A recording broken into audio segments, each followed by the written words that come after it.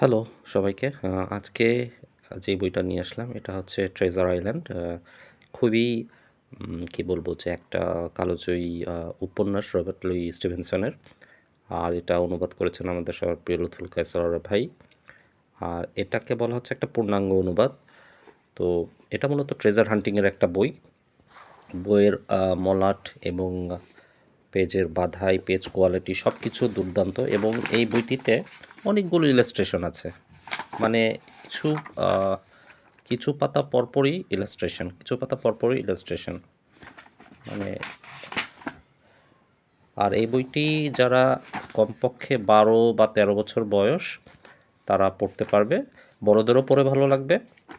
এটা খুবই একটি ক্লাসিক একটি উপন্যাস।